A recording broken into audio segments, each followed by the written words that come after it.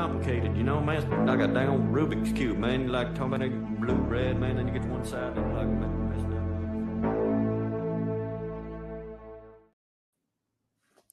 Oh, Clossington, I think you're echoing. I am not. I'm not even speaking right now. No worries, that it might be on my end.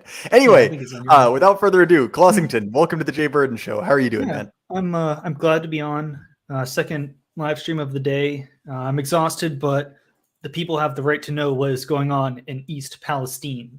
So I gladly agreed to come onto the show and discuss what I found and what I think of American infrastructure in general. So I'm just glad to be on. Well, great. Thank you so much, man. So just to cover this before we get started, if people aren't familiar with you, who are you and how do you get on the internet? So I started a small YouTube channel about 3 years ago. I'm awful at actually producing content. So over the last 2 years, I've mostly served as a sort of auxiliary figure, coming in whenever I have any sort of particular competence in an area and going on to live streams and hopefully clarifying certain topics whenever anyone has questions. I've also been very active in organizing IRL events and speaking at them. I also have a very large and successful and fun meme channel on Telegram, and sometimes I tweet on Twitter, but Lord knows whenever I get banned next. So in general, I'm just a niche micro e-celeb trying to actually help whenever I can. So that's all that's just about everything I'm about. Well, thank you so much, man. And if I can recommend, your work in addition to the meme channel, which is excellent, you did a long stream, a retrospective on Murdoch Murdoch that I think would be, of interest to anyone in these spheres. Yeah, I mean, I think a lot of our guys go in with hopes of creating these big channels, and they get hooked on the YouTube analytics, trying to make line go up. But eventually I just decided, like, hey, fuck it.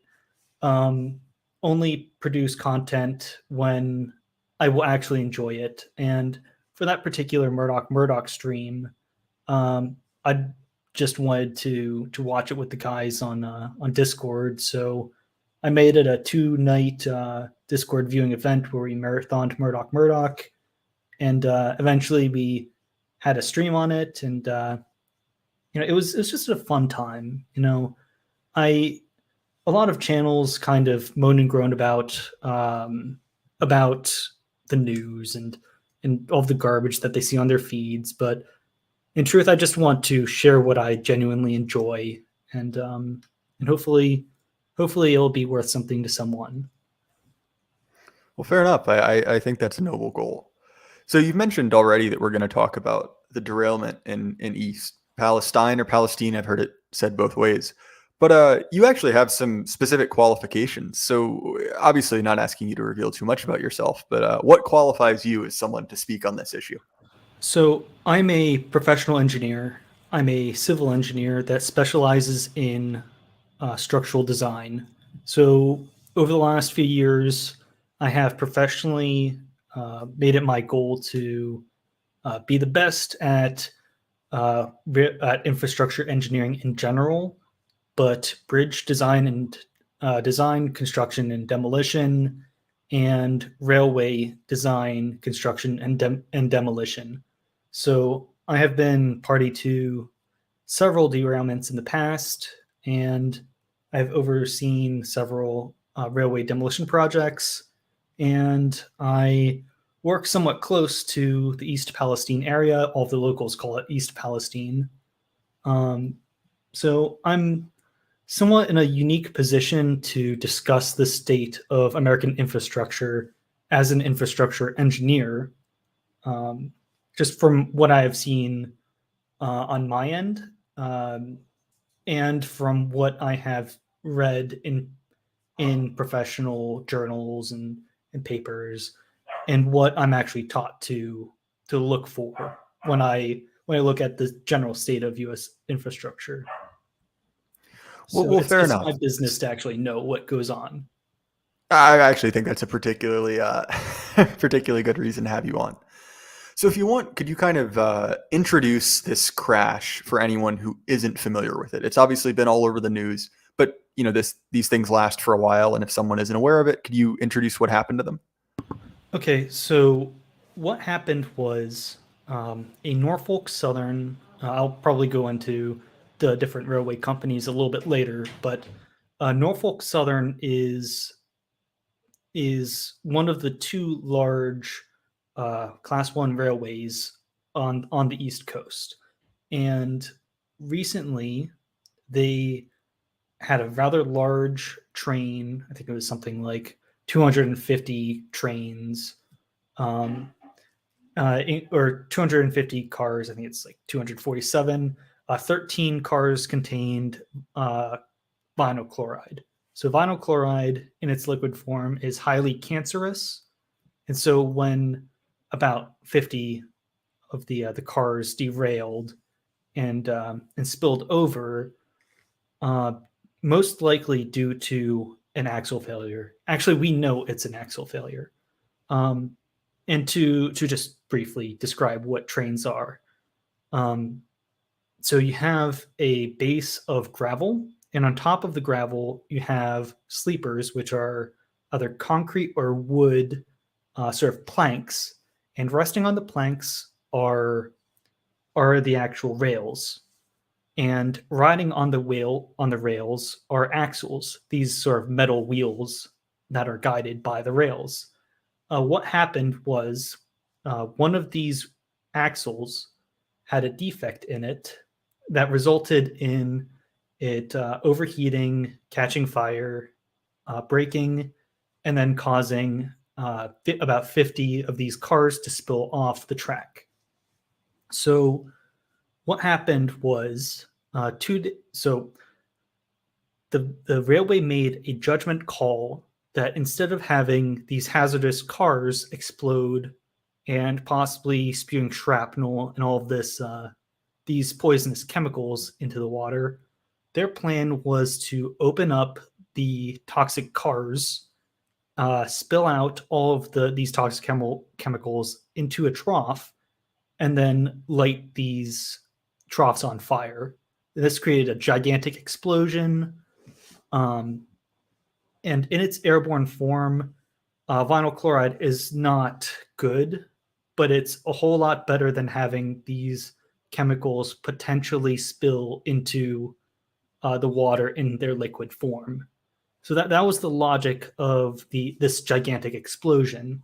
2 days after the derailment, spill out the vinyl chloride in an organized manner, and then explode it, and then bring people back and hopefully clean up the rest wherever any toxic material could be found. So there are immediate concerns that vinyl chloride would leach into local water sources.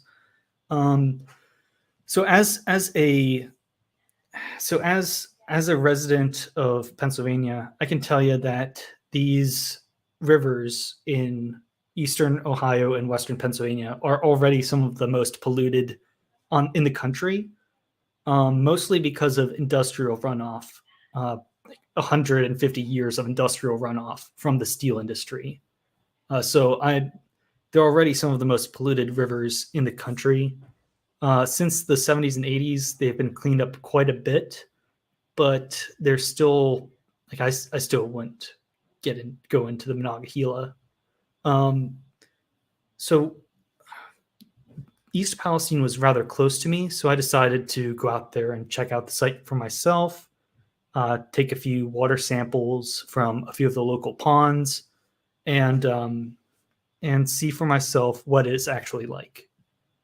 And hopefully having some of my railway credentials get me into some secure areas. I was not able to, unfortunately. So that's my general shtick. Yeah.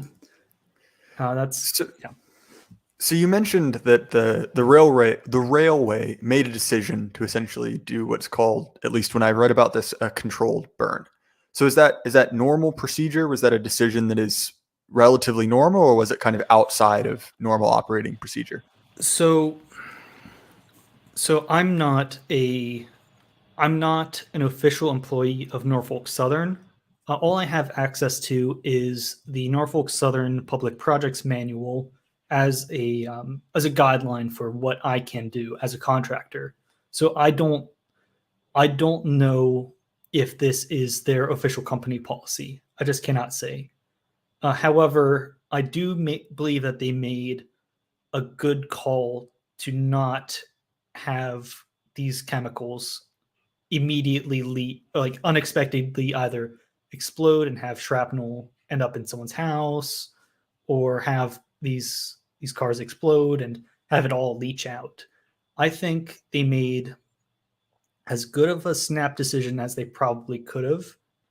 A lot of their problems come from their well, they have two different problems, right? So one is the media image, and like this is a sort of two ways two ways issue.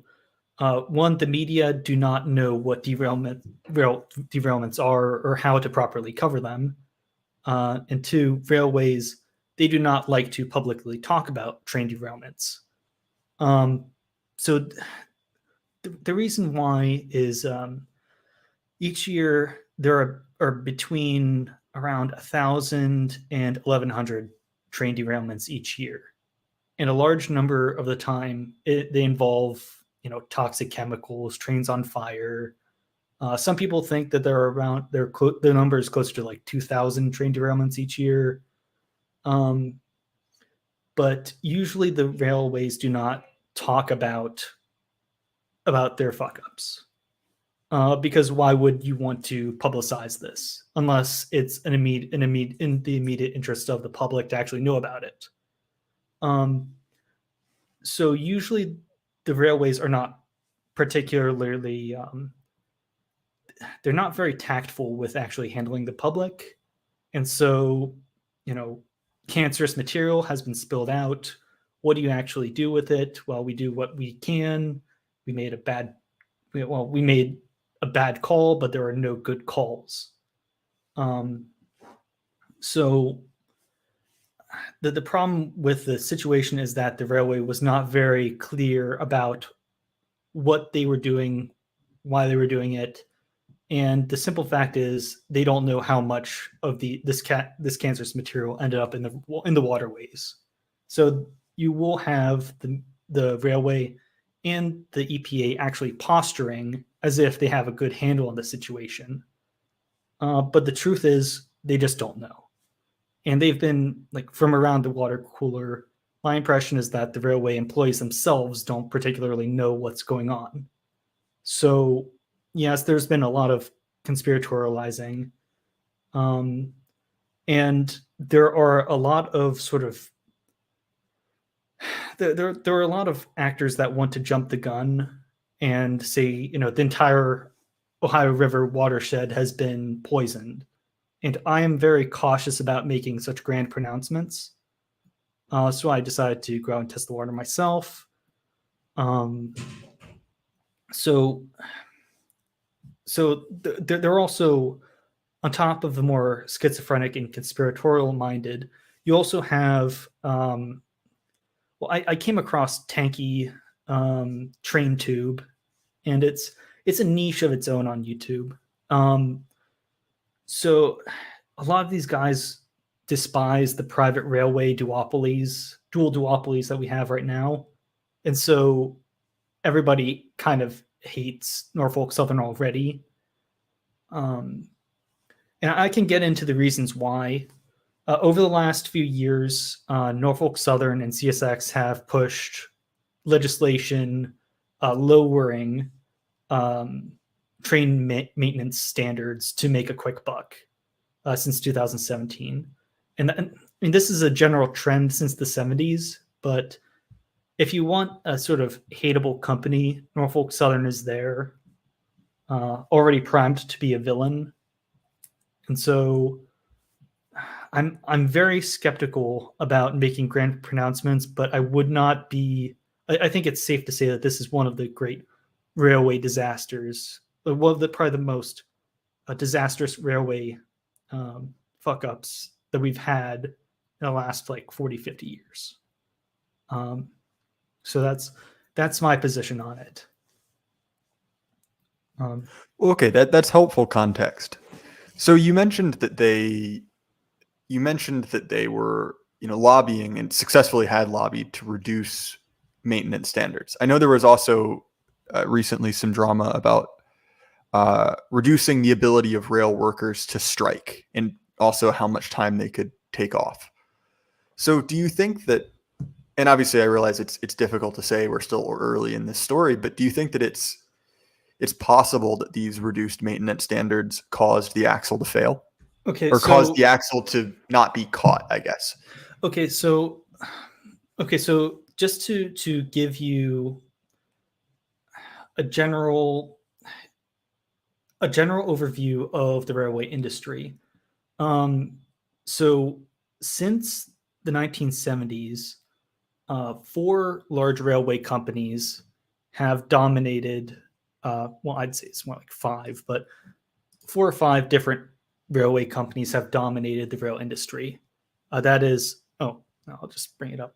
So on the West Coast, you have BNSF and Union Pacific. If you want to move products in bulk freight from one side of the country from one side of the West to the other, you were going to use either of these two companies. And on the East Coast, you have CSX and Norfolk Southern. So there are 2 duopolies that have a stranglehold over the railway industry. And since the 70s, there have been rounds of deregulation. So before the 70s, there were caps on the amount these companies could charge for shipping freight, and also virtually every passenger railway went bankrupt. And so you have a semi-public, semi-private company called Amtrak that handles almost all of the passenger rail since then. So since the 90s, we've had about a reduction in a reduction in the number of employees working on the private rail by about half. So you have fewer employees working on the rail. You have the introduction of what's called precision scheduled railroading, which is it's sort of logistical wizardry where usually before precision scheduled railroading, you'd have about 100 cars on a train. After the introduction of PSR, you had about 300 cars on a train. And due to this logistical wizardry and scheduling, the conductors have been overworked, stretched thin. There are fewer crews needed to transport more cars, more freight. And so sometimes these conductors are not able to keep track of all of their cars. And sometimes these accidents happen. So over the last 2 decades, from what I've seen, there have been fewer train derailments occurring each year. So even though we still have a mostly privatized rail network in the U.S., productivity is still up, freight rates are still getting lower, and we're shipping more in terms of volume with fewer employees. However, the employees are being stretched thin, and a lot of them work very irregular hours with very few benefits. And that's what the strike was about. Mostly, it was mostly Union Pacific that was on strike. But my impression from the guys around the water cooler was that that some of the guys out east were dogpiling as well.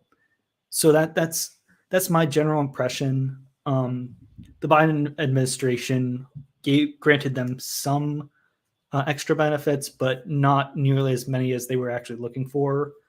We're still using precision scheduled railroading. So nothing has really changed. Is it somewhat analogous to just-in-time manufacturing, where everything is controlled with very tight margins? Is that a good way to understand it?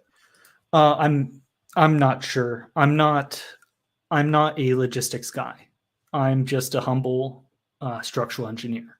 This is just what I understand the railroading industry to be from my perspective, and I won't make any claims outside of my professional competence. Okay, that's fair. Yeah. So that's I'm being very conservative because this is my profession, and I won't overstep my bounds. This is just what I know. So that's the general state of the railroad. My impression is that this was a very bad accident.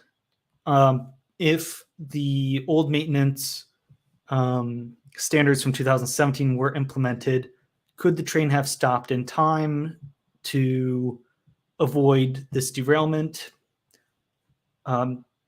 Several people have said that if there were more hot boxes, which are these heat detection devices at the bottom of the railway, if there were more of these hot boxes on the rails, they would have sensed that the axle was on fire, and this could have been averted. So this Ohio region it's a very critical artery for Norfolk Southern and CSX. A ton of freight goes through it each day. If it was better maintained and had more sensors on it, yeah, it could have probably been prevented. But as far as I can tell, I think it was a simple mechanical error. We will find out in the next few months whether or not there was human error and that the conductor made a judgment call or not, a bad judgment call or not. But we just don't know at this point. I understand. Sorry, why you want to be conservative, and I think it's a very reasonable take on it. Again, like you said, it's hard because there are so many people rushing to make political hay out of this. So you've got the location of it pulled up there, and we can use that to describe in more detail. But before we get into that, I'm curious: do you think that there is a political story here in how the Biden admin responded to this? Do you think that that's relevant, or do you think that that's just pure politicking? I believe. Well, okay. So the way that the railway actually runs is that the FRA, the department that part of the Department of Transportation that oversees the railways, has very little actual control over the railways. They have been deregulating since the 70s. And there's very little that Pete Buttigieg could actually do. Just pragmatically, the U.S. federal government does not seem as concerned as they should be in terms of actually responding to the accident and relieving the local residents. I believe that this is a factually true statement. The federal government has not paid nearly enough attention to this event as they should have. Should emergency services from the feds have been implemented to make sure that this area is okay? So when I actually went out there, my impression is that it was rather relegated to this small area just north of the state line route. And it's rather far from the town. Well, it's not far from the town. It's only about 100 yards is this distance right here. But my impression is that no one in the town was under immediate threat after they were evacuated and the actual explosion went off. I'm skeptical as to whether or not their drinking water is actually okay. I'm really skeptical as to whether or not their water is still okay. The fact is, we don't know how much actually leached into the water supply. And do we actually trust the feds to complete a good toxicology to actually measure the amount of toxicity in the water? I don't know. The feds are checking it out right now. As far as we know, it's fine, but I'm still very skeptical, and rightfully so. Like, these were very hazardous materials that went into the water. So in terms of what I actually saw out there, so just across the state line, there's a roadblock right here, and there's another roadblock right around here, just west of the Leak Oil Company business. So this is a large hill. This is a very large hill. The ground is sloped so that anything that would have spilled off the railway is this double-lined track right here. It spilled just north. It spilled to the north of the railway, and it crumbled all over here. So what I did see, let's see if I post it. So what I did see is just north of the rail, there is this mound of toxic material. So I was able to spot at least a few cars are still on the site. A few cars are still on the site, but right now there's just a mound of toxic material that the railway wanted to ship off to a landfill, but none of the private landfills wanted to actually take it for fear of contaminating their water supply. So that's just about all that I was able to see. I took a nice trip to the McDonald's that Trump went to. In terms of water samples that I took, so my original plan was to take water samples from it's like a pond just south of the train site down here. That was on private property, so I couldn't get to there. I was able to take water samples from these two ponds over here. So I was not able to get up to State Line Lake, but I was able to see this pond just south of the rail, just because this was blocked off. I took water samples from this pond, and from a culvert. Culvert is a very small bridge, a pipe that went from here, that went from the water in State Line Lake south to this other pond down here.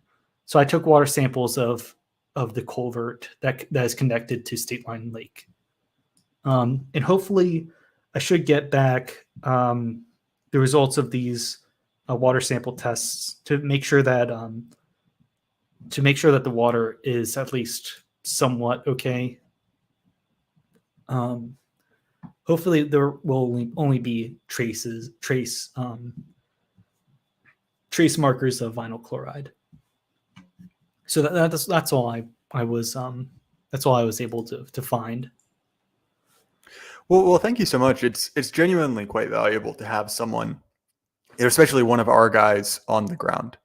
There's been so much distortion in this that it's kind of hard to tell if this is either completely normal, nothing to be concerned about, or essentially like some type of like attempted genocide of America's heartland. And so what I want to bring this around to is another, kind of like line of conversation, which you've mentioned that you're a civil engineer. And one of the other things that I see brought up from time to time is the state of American infrastructure, right? It's consistently in, what our politicians bring up. It's consistently mentioned, just in the political dialogue in general. So I'm curious, and I realize it's a very broad question, but what is the current state of American infrastructure? Like, is it as grim as we've been led to believe? Okay, so it is not as grim as. Oh, I just brought this up. It's not as grim as you'd think it is. So every year since I think it's sometime in the 90s, the American Society of Civil Engineers grades American infrastructure, and just to give a quick overview of how we're doing. Historically, we're not very good with dams or roads. Oh, and stormwater waste is usually awful, and wastewater is awful. I've heard so many horror stories about wastewater. But in terms of rail, things have been very stagnant to moderately productive since the 70s. And in terms of what I'm professionally suited to talk about, which is highways, roads, and bridges, we probably were worse off. Our roads are probably at their lowest point in the last 100 years around the Bush administration. Like that's the point where I'd say is the low dip. And we've been getting steadily better in the 2010s. And I'd like to say that because just about all of our highway infrastructure was built in the 1960s and 70s, and concrete has a life expectancy of 30 to 45 years. So if you do the math, if all of our highways were constructed in the 60s and 70s and concrete has a life cycle of 30 years, when do you think the low point, when do you think it will all need to be replaced? And since the Bush administration, the federal government has dumped hundreds of billions of dollars into repairing and replacing crumbling infrastructure. It's not good, but it's doing better than usual. It's doing better than we were in the noughties. So that's my professional take on it. See, that's interesting because again, just being a younger guy, I didn't know that it was all that bad during the mid 2000s. So is this kind of a continual drain of just maintenance, or is it something that we can kind of get ahead of? Okay, so in general, the state does not like to. So replacement projects are very expensive, and usually the state will not actually replace its infrastructure unless it's absolutely critical. And the railways are very similar. They're very conservative, and they won't. Since the 2008 financial crisis, I worked a few summers at a Department of Transportation as a bridge engineer, and my impression from talking to the state planners is that since the 2008 recession, the state planners are very hesitant to actually expand the current infrastructure network to prevent another recession caused by suburban sprawl. So because whenever you build new infrastructure, you actually have to have the state invest in roads to actually develop these areas. And it puts a strain on the actual network.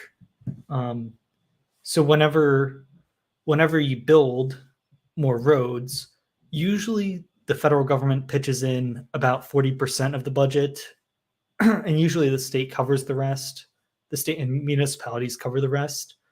But then in maintenance, usually the state and municipalities have to actually buck up the cost to actually replace all of the crumbling infrastructure.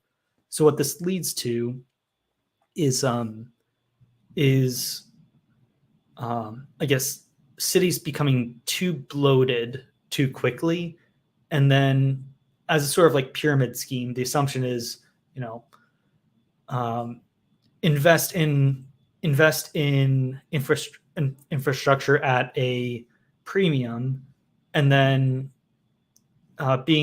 grow your economy sufficiently to match the cost necessary to actually replace the roads and bridges and stuff in 30 years.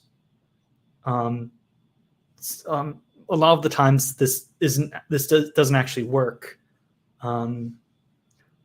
because what you have in the suburbs is the amount of utilities, the amount of investment that you have in urban cities with the tax revenue of the suburbs.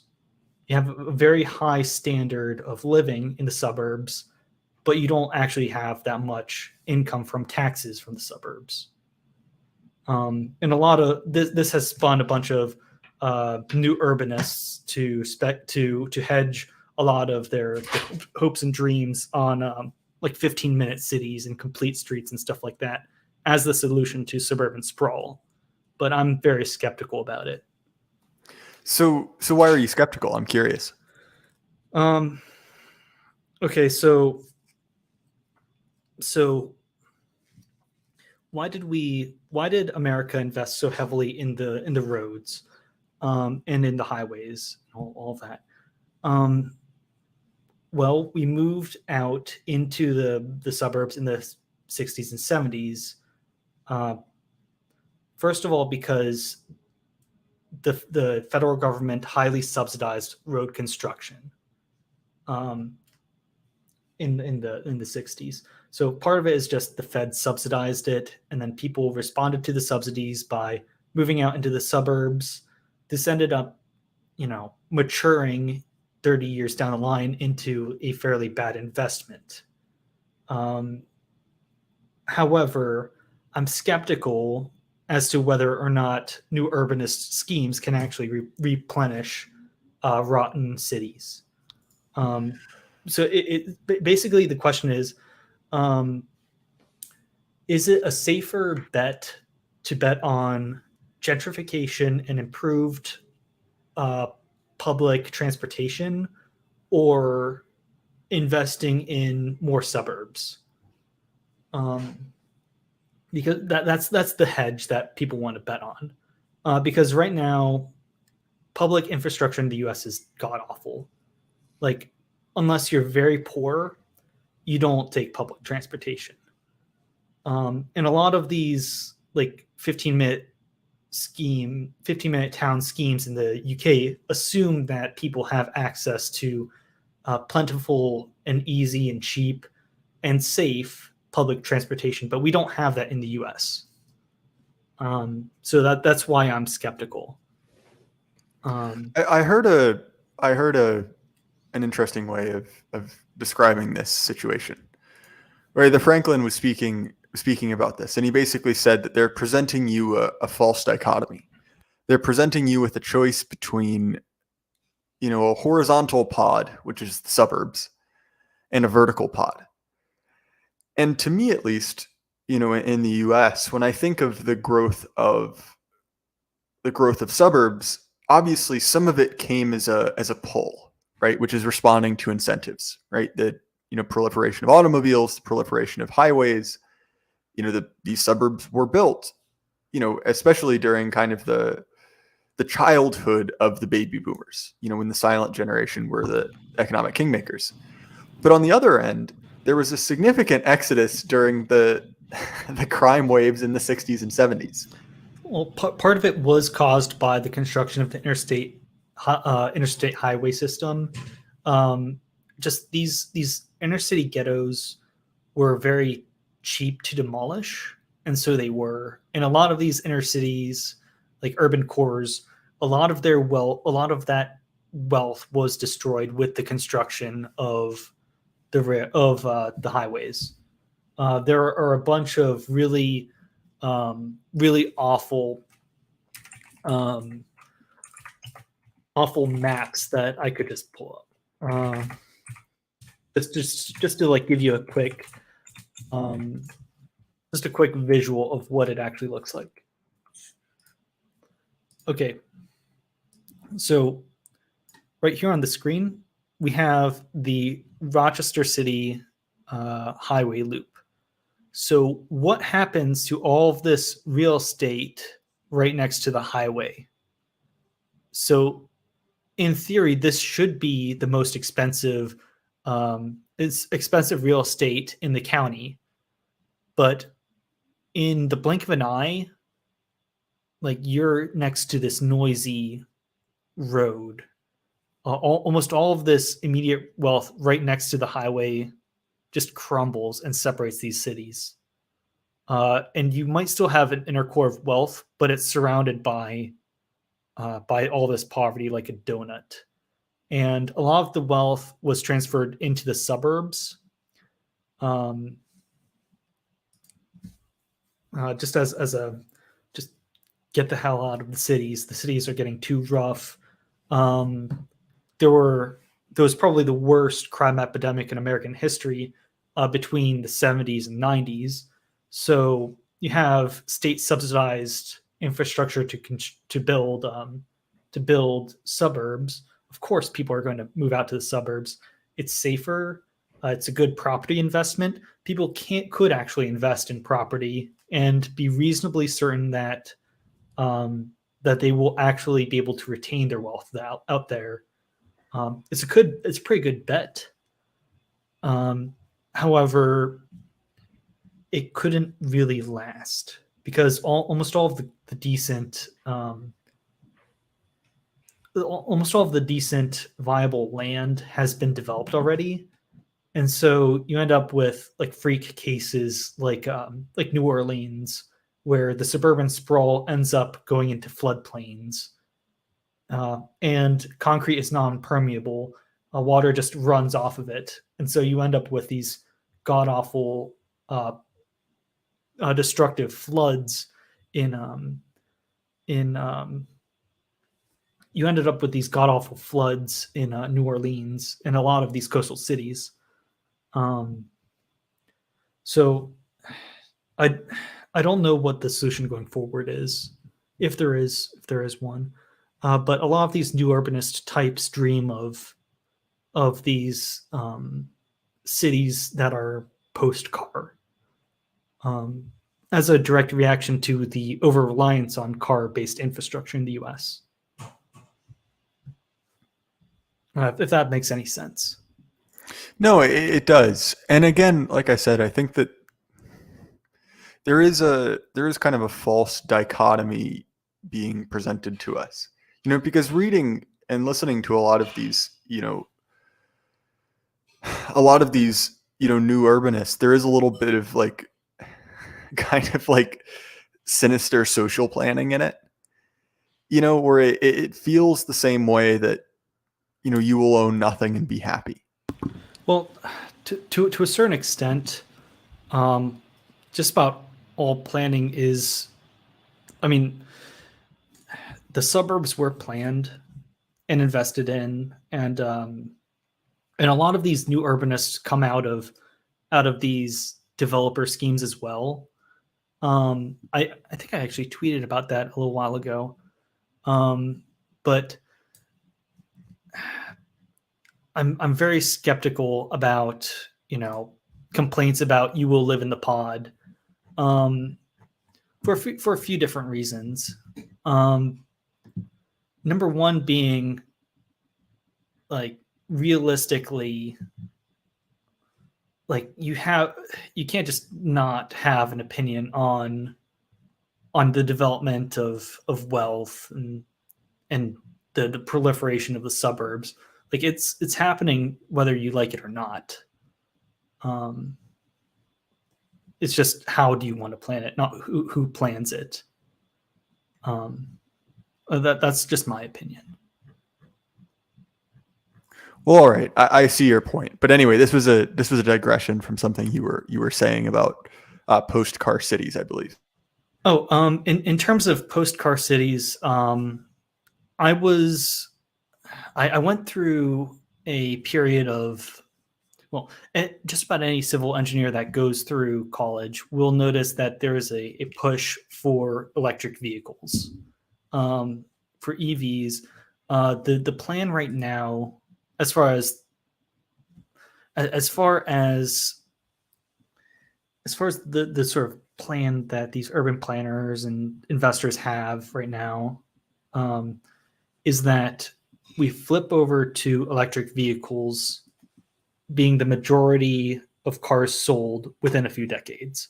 And then after that, slowly transition away from electrical vehicles into almost everyone using public transportation. This is for a few different reasons. The first is to cut back on the exorbitant infrastructure costs. The second is just environmental stuff. So in terms of what is responsible for producing CO2, a ton of CO2 is emitted in the construction of in the creation of concrete. So what is concrete? So concrete is it's sand, it's sand, it's gravel, and it's this binding agent. So the binding agent cement is, imagine like superheated clay almost, where it's so superheated that it atomically bonds the sand and gravel together. And in order to superheat concrete, you have to expend a tremendous amount of energy into pulverizing it with heat. And this produces a ton of carbon dioxide. And if you're like an environmentalist wonk, you want to reduce the amount of concrete used in construction.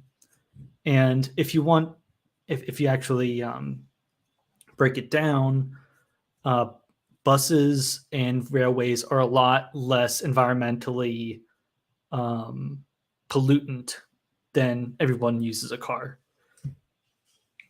So the basic carbon dioxide like math is that using an electric vehicle for 3 years is more environmentally sustainable and produces less greenhouse gases on like net than using a regular gas-powered car.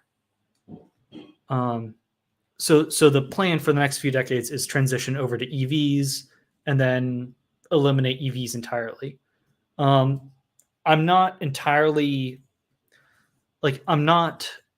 fully against the proliferation of electric vehicles for a few different reasons. So the first is that I don't necessarily see like the proliferation of EVs as very different than the original proliferation of the trains or cars in general. Like there were very similar scares that, we'd all be living in the pods if we switched from horse to car or from horse to railway. And there was all sorts of schizophrenic nonsense then, and there is now. So I'm not entirely convinced that's like an evil thing, or like EVs aren't too bad. It's not nearly as majestic of a craft of an instrument as regular mechanical cars, but horses are still superior than regular cars if you're talking about an elegant instrument, and no one uses horses anymore. Like I just see a lot of the arguments against electrical vehicles as just being like stubborn provincialists, sort of. So that's just what I think. That's an interesting point. So we've gotten a super chat from PA for I believe that's $5 Australian. Would Clossington recommend young men in our spheres get into engineering? If so, any tips for the journey? So So what I got into at university was civil engineering. It's just something that I always wanted to do. Ever since I went through, like my high school was fortunate enough to have a few engineering electives, and I took like a drafting class, and I took a class on welding and soldering, and I was great at drafting. So, but I didn't want to become like a full mechanical engineer, so I just went civil. I haven't looked back since. um, People overplay the significance of, I guess, computer science and coding. Um, there are a ton of very good white collar engineering jobs out there. And I highly recommend that people go into engineering. Like very few people, like it's a very difficult route to go, but it's a very, like, I sleep very well at night knowing that I constructed XYZ, or I saw like the construction or demolition of XYZ there.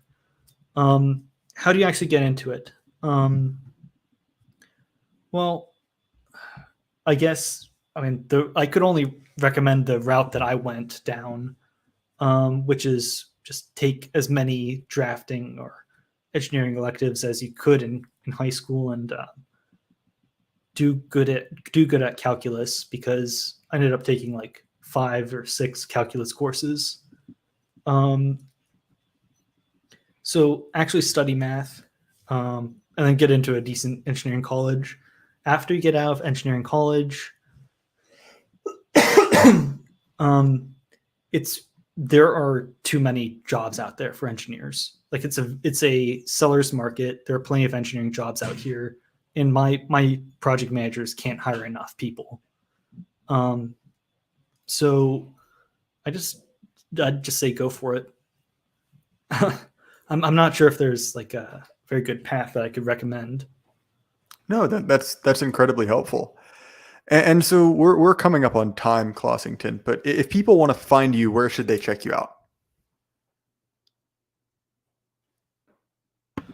I'm very active on Telegram, but you can also reach me on Twitter.